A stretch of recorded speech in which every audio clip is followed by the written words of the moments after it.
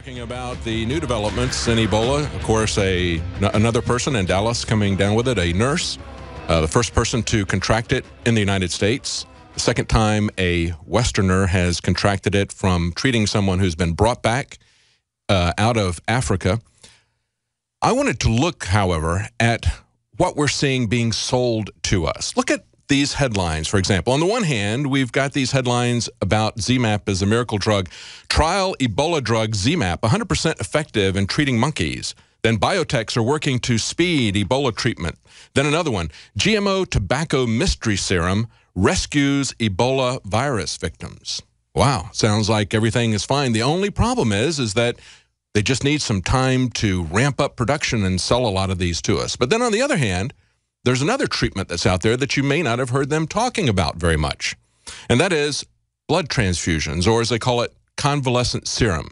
And of course, it's from patients who are convalescing, and they take their blood plasma, their serum, they make sure that it doesn't have any Ebola in it, but it does have antibodies because they successfully fought off the disease, and they do a transfusion into the other patients.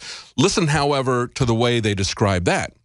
This headline from the Daily News, World Health Organization says blood from Ebola survivors found on the black market. Margaret Chan, director of the WHO, says patients who buy serum illegally run the risk of contracting HIV or going into anaphylactic shock and dying. Well, of course, that would be because you didn't match the blood type.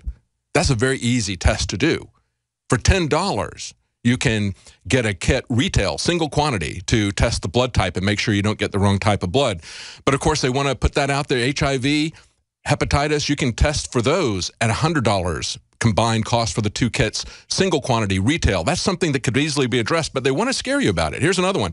Black market blood. Desperate Ebola patients turn to illicit means for potential serum. Risk of AIDS and other bloodborne diseases skyrocket. Another one. Black market sale of Ebola blood survivors raises concerns. So I guess we should be very concerned about that. The only problem is that the people who have come down with it, the people who have been in country, value that very highly. They value the convalescent serum, the blood transfusions, very highly. As a matter of fact, one of the things that Eric Duncan's, or Thomas Eric Duncan's family is complaining about is that he didn't receive a blood transfusion. They say that the family is outraged as he was refused a blood transfusion. Well, he wasn't so much refused one as they didn't have one of the correct type. We've seen blood transfusions given over and over again by Westerners, by doctors who come back into this country, or healthcare providers, nurses who survived, and they want to help other people. The first thing they want to do is give them a blood transfusion from their blood. We see this report from Business Insider, why the NBC cameraman who contracted Ebola will receive the blood of an Ebola survivor. Of course, that's Dr. Kent Brantley. He's going to donate blood to this cameraman, Ashoka Mukpo, who was filming for NBC, and country came down with Ebola. He's going to get a blood transfusion from Dr. Kent Brantley, and he's not the first one. We also had another doctor who came back, and he was treated with TMK Ebola, an experimental drug. That's all you'll hear them talk about. But he also received several blood transfusions from Dr. Kent Brantley. He was very keen to give it to him as well. And, of course, Dr. Kent Brantley himself, a survivor, was treated with a blood transfusion from someone that he treated that was very grateful to him. They said he wanted to pay it forward. He wanted to repay him for the treatment that he had gotten. So he sent a blood donation to Dr. Kent Brantley. We don't see that being reported in the media. What we see them reporting is that ZMapp is a miracle drug that people are recovering from. In actuality, the people that we've been hearing about who've been coming back, most of them have received a blood transfusion and some experimental drug, like TMK or brincidofovir, which is what the cameraman is going to be getting as well. They're getting these experimental drugs, but nobody is talking about the blood transfusion. Now, what's really interesting about this, to me, is the hypocrisy at the center of this. Because if you look at the mechanism for ZMapp, it actually uses the same mechanism as a blood transfusion. The idea of both of these is that as somebody is fighting this, you give them reinforcements, or you give them an early injection of antibodies directly into their body. You don't wait for their body's immune system to respond and build its own antibodies. You give them reinforcements, essentially. And that's the idea behind the blood transfusions. It's not a new idea. It's something that's been around for quite a while, but it's something that they're not talking about. Actually, it goes back all the way to 2003. In 2003, it was reported by the Telegraph that a doctor in Hong Kong was treating patients who were suffering from SARS, sudden acute respiratory syndrome. You remember that was a massive epidemic in China. He was doing the same kind of convalescent serum. He claimed that he had a success rate of more than 60% for the experimental treatment, okay? He also said that although not all those treated with the serum had recovered, none had died so far. He said they just take longer to recover or they're still in the hospital. Now, there was also a study about Ebola back in 1996. We've had several outbreaks of Ebola over the years. In most of the previous outbreaks, it was really just tens of people who got it. The worst ones, other than that, were there was a couple where they had about 300 people that came down with Ebola, one where there was 425. We've never seen anything where there are thousands of people who have contracted it, thousands of people who have died. This is so much beyond anything that we've previously seen. But during this 1996 outbreak, where there was 312 people who came down with Ebola, 80% of them died. But they did a study. They actually looked at this with 8 people, which I find is kind of interesting because as we've looked at these Westerners who've been given ZMapp, the miracle drug, that's also about 7 people. So it's about the same size population. Now, what they found with this study that they did back in 1996, they were very careful to screen the blood to make sure that it didn't have any other diseases, that it didn't have any Ebola in it. And they found in these patients who ranged from ages 12 to 54 with an average of 33 years, they found that they had 7 out of the 8 patients recover. This was in an outbreak where they had an 80% casualty rate. So 7 out of 8 patients recovered. Now, in these patients, it was a very carefully controlled environment. They were given very good palliative care, and that's something we haven't really talked about a lot. When you come down with Ebola, you are losing a lot of fluids. You're vomiting violently, massive diarrhea. People are losing the bodily fluids, so you have to keep them hydrated. You have to keep their electrolytes in balance, and that means that they have to carefully monitor their electrolytes. But in this control situation, where they knew that they were getting good blood, they had 7 out of 8 patients survive. The 8th patient actually had broken her fever, then had an epileptic seizure, fell out of the bed. They found her on the floor with a massive bruise on her head, so it's not clear whether she was cured or not, but they're not counting that. I find it interesting that at the bottom of that study, they push back and throw in a lot of anecdotal evidence about Westerners that they knew who had transfusions and then recovered or didn't recover. But there was no control over those situations. Those are strictly anecdotal. I think it's really interesting that they would throw in anecdotal studies like that when they had a very carefully controlled population that they were looking at that had an 88% survival rate at a time when they were having 80% casualties. Now, after the break, we're going to talk about the timing of investments in this outbreak, and we're going to look at the companies that are investing in these strategies. This is a strategy that if they didn't understand that it worked, why would they spend millions, hundreds of millions of dollars to reproduce it artificially in a patented way? We'll be right back. Stay with us. From the water table to our soils to the atmosphere itself, our world is becoming more and more toxic each and every day. But it's not just the air outside that's toxic. Indoor air has been shown to have 2 to 5 times higher concentrations of pollutants than even outdoor air. And most Americans spend 90% of their time inside using toxic chemicals within their homes. There are more than 42 million smokers in the United States. Well over 1,000 types of mold and mildew linked to numerous conditions. And don't forget the fact that 6 million Americans live with pets they're allergic to as well. When I began to research these statistics, it was clear to me it was time to start cleansing my lungs in order to combat the toxic environment that we cannot escape, but that we can fight back against. Made with organic and wild cultivated herbs and manufactured in the USA, the new InfoWars Life Lung Cleanse is here in a convenient spray bottle that can be brought with you throughout any toxic environment. Now available exclusively at InfoWarsLife.com or by calling toll-free 888-253-3139. Hey, now you can watch The Alex Jones Show live as it happens at Infowars.com/show.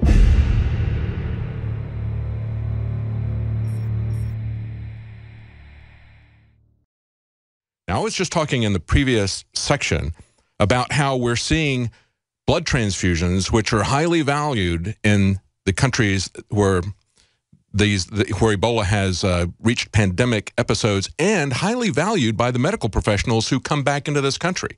It's not just Dr. Kent Brantley who is doing everything he can to make sure that he donates blood to the people who have the same blood type that he does. We also had a British nurse, Will Pooley, fly into the United States to offer his blood. We had a Spanish nurse who flew back to Spain to try to give a blood transfusion to a Spanish priest. She had survived in country. The whole idea is that giving this blood transfusion, this convalescent serum as they call it, is a way to transfer antibodies from someone who survived via blood transfusion into a patient who is struggling with this. And what we see happening is we see the World Health Organization and others come out and say one of two things. Either they talk about how dangerous it is to have a black market in blood, and yes, there is a risk in that, but it's something that they could help with very cheaply if it wasn't for, I believe, a money trail. The other thing they want to do is say, well, we don't really know if this is effective. We haven't done enough studies on it. They don't have any incentives to do a study on it. It's just like as we've seen with so many natural medicines. You know, there have been studies, as I mentioned, the 1996 Ebola study where they had 8 patients, 7 out of the 8 of them recovered. One of those patients had broken the fever but had an epileptic seizure, fell out of the bed, had a hematoma on her head, and perhaps that was the reason that she died. We've had 7 people get ZMapp. We've had most of them recover. We've had 2 deaths from it. We've had 3 people in Liberia who were healthcare workers, and we don't really know if they received blood transfusions or not. So if we remove those and look at the remaining 4, we see that out of the 3 people who survived with ZMapp, they all 3 had blood transfusions. The one who did not survive did not get a blood transfusion. I find that to be very interesting, but why, and this is the question, why would DARPA and Big Tobacco and the U.S. Army's bioweapons people, why would they work so hard to come up with an artificial version of human antibodies?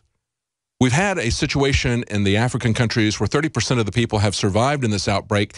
That means that they literally have thousands of possible donors over there. If the Melinda Gates and Bill Gates Foundation wants to help people, if the Wellcome Trust wants to help people, why couldn't they do the simple thing and set up a blood donor registry, help people to test the blood for purity?